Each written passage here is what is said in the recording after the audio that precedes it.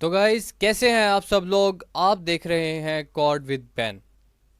तो गाइज आप लोगों को याद होगा कि लास्ट वाली वीडियो में हमने क्लास और ऑब्जेक्ट की बात कर ली थी। आपको मैंने थोड़ा तफसील से बताया था कि आखिर हमारे पास क्लास क्या होती है और ऑब्जेक्ट क्या होता है, कि और ऑब्जेक्ट क्लास को किस तरह रिप्रेजेंट करता है। आपको मैंने एग्जांपल दी थी कार की, कि हमारे पास कार एक क्लास है, और उसके बाद अगर हम होंडा की, टोयोटा की या वोल्वो की बात करें, वो सब के सब हमारे पास ऑब्जेक्ट में आते हैं।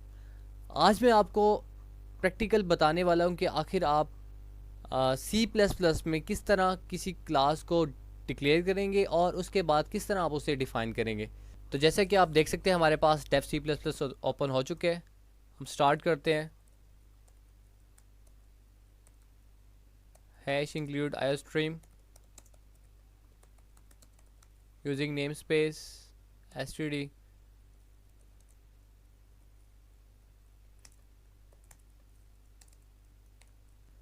गाइज आपने हमेशा एक चीज़ को याद रखना है, जब भी आपने किसी क्लास को डिक्लेयर और डिफाइन करना है, आपने उसे मेन फंक्शन से ऊपर करना है। तो हम मेन फंक्शन से ऊपर क्लास को पहले डिक्लेयर करते हैं, उसके बाद डिफाइन करते हैं।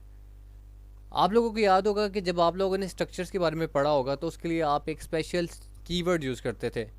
इसी तरह हम क्लास को भी जब यहाँ पे डिक्लेयर करते हैं तो उसके लिए हम एक कीवर्ड यूज़ करते हैं, वो क्लास ही है हमारे पास। तो सबसे पहले हम कीवर्ड लिख लेते हैं क्लास। अब मैं चाहता हूँ कि मैं एक क्लास बनाऊँ कार की, जैसे कि मैंने आपको पहले एग्जांपल दी है कार की। अब मैं चाहता हूँ कि मैं क्लास भी वही बनाऊँ, ताकि आपको एक आपके पास अच्छी इमेज बन जाए, आपको पता चल जाए कि आखिर हमारे पास क्लास क्या होती है और किस तरह काम करती है। तो हमने अब अपना कीवर्ड लिख लिया। अब हम यहाँ पे जो क्लास का नाम रखने वाले हैं वो है कार। चलें जी, ये तकरीबन हमारे पास मेन बॉडी इसकी तैयार हो चुकी है। आखिर में आपने इसके सेमी कोलन लगाना नहीं भूलना। अब सबसे पहले हमारे पास आते हैं इसके डाटा मेंबर्स। डाटा मेंबर्स आप कुछ यूं कह सकते हैं कि हमारे पास प्रॉपर्टीज़, मतलब कि जो हमारी कार में प्रॉपर्टीज़ होती हैं हम सबसे पहले वो लिखेंगे। लेकिन उससे भी पहले हम लिखते हैं इसका एक्सेस स्पेसिफायर। वो है हमारे पास पब्लिक, कॉलन लगाते हैं और मैं कमेंट में लिख देता हूँ ये है हमारे पास एक्सेस स्पेसिफायर। अब आपके जहन में ये सवाल आएगा कि आखिर हमारे पास ये पब्लिक एक्सेस स्पेसिफायर क्या चीज़ है। असल में अभी आप इस चीज़ को ड्रॉप करें, आगे चल के आपको मैं समझाऊंगा कि आखिर हमारे पास एक्सेस स्पेसिफायर होता क्या है। अभी जो हमारा मेन मोटो है, मेन एम है, वो हमारा है क्लास को समझना। अभी पहले हम क्लास को समझते हैं। अभी आप इसका सिंटैक्स समझ लें, तो उसके बाद मैं आपको लेके चलूँगा कि आखिर हमारे पास एक्सेस स्पेसिफायर क्या होते हैं और किस तरह काम करते हैं। तो इसके नीचे हमारे पास आते हैं डेटा मेंबर्स, जिसको आप प्रॉपर्टीज़ भी कह सकते हैं। अब जैसे कि मैं इसकी प्रॉपर्टी लिखना चाह रहा हूँ, मैं चाहता हूँ कि मैं इसका ब्रांड लिखूँ, मॉडल लिखूँ और ईयर लिखूँ। अब ज़ाहिर सी बात है, जब मैं इसका ब्रांड लिखूँगा वो उसके लिए मैं जो डेटा टाइप यूज़ करूँगा वो स्ट्रिंग होगी। तो एक वेरिएबल बनाता हूँ मैं ब्रांड के नाम से, दूसरा मैं बनाता हूँ मॉडल, और तीसरा मैं बनाता हूँ ईयर। यहाँ मैं कमेंट में लिख भी देता हूँ ताकि आपको समझ आए, ये हमारे पास है डाटा मेंबर्स।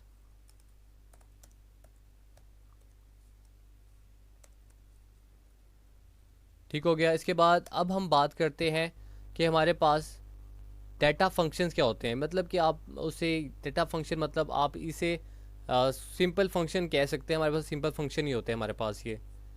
तो इसके लिए भी हम पहले एक्सेस स्पेसिफायर लिखते हैं, इसमें भी हम पब्लिक लिखते हैं। अभी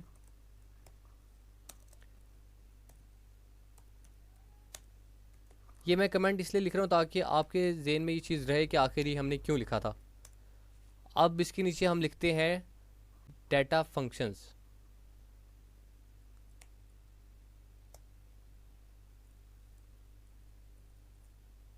चलिए एक फंक्शन बना लेते हैं जो हमें हमारा जो आउटपुट है वो डिस्प्ले करवाएगा। और इसमें हम लिखते हैं सी आउट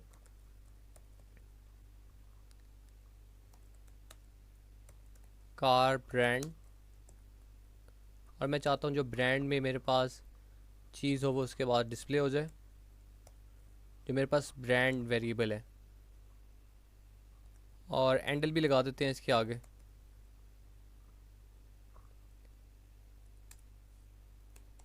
उसके बाद मैं लिखता हूँ सी आउट कार मॉडल।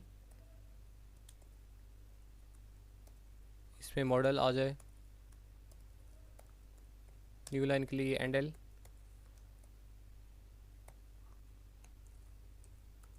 इसमें कार ईयर लिख देते हैं।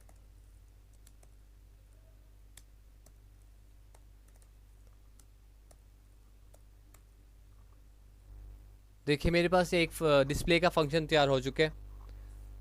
अब हम बात करते हैं कि आखिर, अब देखिए हमारे पास क्लास एक ना मैंने बना ली है, कंप्लीट हो चुकी है। मैं थोड़ा सा इसे जूम आउट करता हूँ। देखिए यहाँ से लेके यहाँ तक हमारे पास क्लास कंप्लीट हो चुकी है हमारे पास। अब हम बात करते हैं कि आखिर हम ऑब्जेक्ट को किस तरह बना सकते हैं। आपने एक चीज़ ज़हन में रखनी, जब भी आप ऑब्जेक्ट को बनाएंगे वो हमेशा मेन फंक्शन के अंदर ही बनेगा। तो हम मेन फंक्शन में आ चुके हैं अपने। यहाँ आप ऑब्जेक्ट इस तरह बनाते हैं कि पहले आप क्लास का नाम लिखते हैं। जैसे मेरे पास क्लास का नाम है कार लिख दिया मैंने। उसके बाद मैं ऑब्जेक्ट का नाम लिखता हूँ। जैसे कि आपको याद होगा कि मैंने पहला ऑब्जेक्ट यहाँ ये होंडा बनाया था, दूसरा टोयोटा बनाया हुआ था, तीसरा वोल्वो बनाया था। तो इसी तरह मैं पहले ऑब्जेक्ट वहाँ पे भी होंडा बनाता हूँ, दूसरा टोयोटा बनाऊँगा और तीसरा वोल्वो बनाऊँगा। तो पहला मैं बनाता हूँ होंडा, बना लिया होंडा के नाम से। अब मैं चाहता हूँ कि इस ऑब्जेक्ट के ज़रिए मैं एक्सेस करूँ इस क्लास को, और इसमें मैं ये ब्रांड भी लिखूँ, मॉडल भी लिखूँ और ईयर भी लिखूँ। तो इसका जो मेरे पास तरीका है, मैं अगली लाइन में जाता हूँ, लिखता हूँ होंडा डॉट। देखिए जैसे ही आप डॉट लिखेंगे आपके पास ड्रॉप डाउन मेन्यू आ जाएगा। आप इसमें, अब सबसे पहले मैं ब्रांड लिखना चाह रहा हूँ, तो चाहे आप इस पर क्लिक कर दें तो आपके पास ऑटोमेटिकली लिखा जाएगा, एंटर कर दें। नहीं तो आप ऐसे करें कि ब्रांड खुद लिख लें यहाँ पे, ब्रांड। अब इसे हम इनिशियलाइज़ करते हैं। हम इधर लिखते हैं हमारे पास ब्रांड है होंडा का। अगली लाइन में जाते हैं। फिर मैं अपने इस ऑब्जेक्ट के ज़रिए एक्सेस करता हूँ मॉडल को। मॉडल आ गया मेरे पास, इसे मैं देता हूँ सिविक। अब फिर मैं होंडा लिखता हूँ और एक्सेस करता हूँ मैं ईयर को, लिखता हूँ 2007। देखिए अभी हमने एक पहला ऑब्जेक्ट बनाया होंडा के नाम से, उसके बाद हमने ब्रांड को एक्सेस किया, मॉडल और ईयर को एक्सेस किया। अब मैं चाहता हूँ कि एक मैं सेकंड ऑब्जेक्ट बनाऊँ टोयोटा के नाम से। दोबारा मैं कार लिखूँगा जो हमारे पास क्लास का नाम था। अब मैं बनाता हूँ टोयोटा।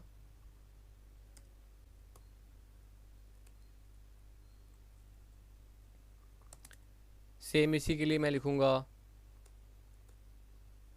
Toyota dot brand. देखिए ड्रॉप डाउन में आ जाता है, मैं क्लिक करता हूँ और इक्वल का साइन इनिशियलाइज़ करने के लिए यहाँ आएगा टोयोटा।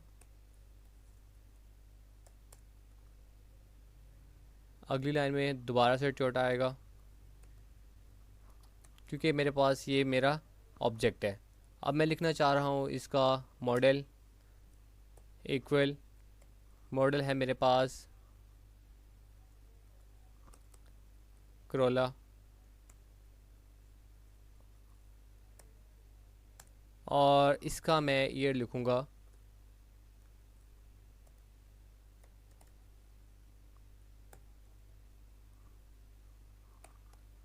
2010।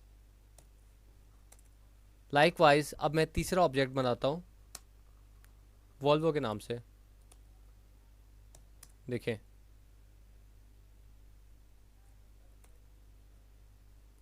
वॉल्वो डॉट ब्रांड आ जाएगा।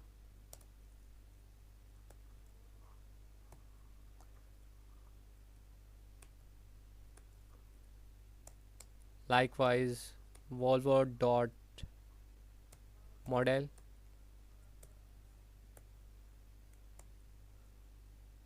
अब वॉल्वो के मॉडल में हम कुछ भी लिख सकते हैं।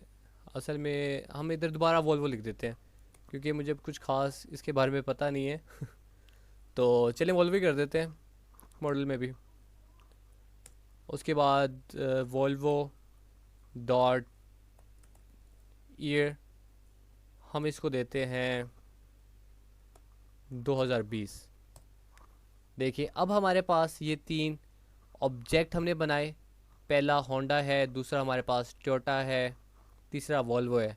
उसके बाद हमने इन्हीं 3 ऑब्जेक्ट्स को यूज़ करते हुए जो हमारे पास ऊपर वेरिएबल्स बने हुए थे क्लास में, हमने उन्हें एक्सेस किया, वहाँ जाके उन्हें उनकी वैल्यूज़ दी। अब हर ऑब्जेक्ट ने अपने वेरिएबल को अलहदा वैल्यू दी है, यानी कि हमारे पास क्लास बनाने की ब्यूटी ये है। देखिए अब हमने होंडा बनाया, उसके लिए हमने 3 ही वेरिएबल को यूज़ किया और अलहदा अलहदा डाटा दे दिए।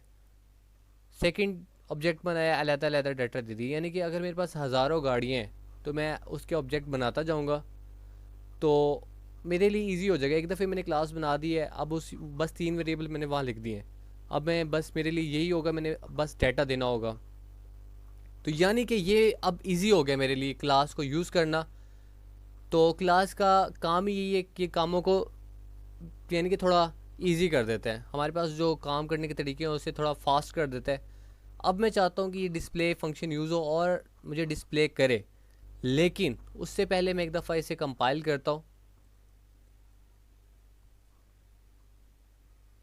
मैं ये सेव करता हूँ क्लास के नाम से, और मैंने यहाँ एक फ़ोल्डर बनाया हुआ है अपना कंप्लीट कोर्स ऑफ C++ के नाम से। आप भी कोशिश करें कि आप अपने लैपटॉप में एक अलग फ़ोल्डर क्रिएट कर लें, वहाँ आपके सारे प्रैक्टिस प्रोग्राम्स पड़े हों, ताकि आपको कभी भी कोई चीज़ भूल जाए या किसी चीज़ में कन्फ्यूजन आ रही है, वहाँ जाके अपने प्रैक्टिस प्रोग्राम देख लें। इसे सेव करते हैं।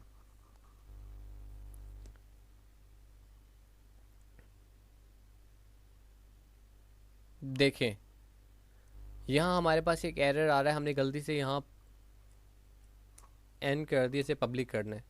देखिए कंपाइल हो गया, हमारे पास कोई एरर नहीं है। मैं ज़रा इसे जूम आउट कर लेता हूँ ताकि आपको एक दफ़ा सारा प्रोग्राम नज़र आ जाए। देखें इसको रन करते हैं, हमारे पास अभी कुछ भी डिस्प्ले नहीं हो रहा, लेकिन याद रहे हमारे पास जो वेरिएबल्स में हमने डाटा स्टोर किया, इनिशियलाइज़ किया, वो हमारे पास सेव हो चुके हैं। और अब हम इस तरह करते हैं कि अपना वो डिस्प्ले वाला फंक्शन यहाँ यूज़ करते हैं पहले ऑब्जेक्ट के लिए, होंडा डॉट डिस्प्ले। देखिए यहाँ पे फंक्शन यूज़ होगा, इसके लिए टोयोटा डॉट डिस्प्ले करते हैं, इसके लिए फंक्शन यूज़ होगा डिस्प्ले का, और वॉल्वो के लिए भी डॉट डिस्प्ले। अब देखते हैं हमारे पास आउटपुट में क्या आता है। कंपाइल करते हैं, 0 एरर, रन करते हैं। देखें पहला आया है car brand Honda, then model Civic year 2007, फिर आया ब्रांड टोयोटा करोला 2010, फिर आया वॉल्वो मॉडल वॉल्वो 2020।